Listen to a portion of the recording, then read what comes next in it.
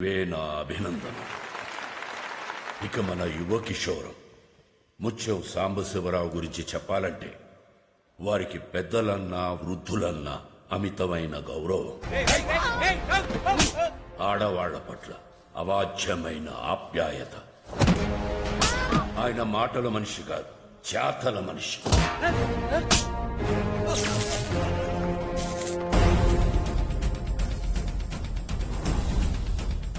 Fuse పోవటం కాదు నాన్న, ఇంకా సేపట్లో ఒక్కొక్కడికి ఫ్యూజులు ఎగిరిపోతాయి.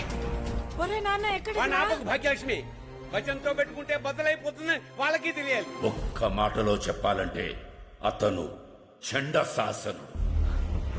ఇప్పుడు కాబోయే శాసనసభ్యులు మన యువజన నాయకుడు శ్రీ సాంబశివరావు గారు మాట్లాడతారు. కోటిపల్లి ప్రజానీకానికి నా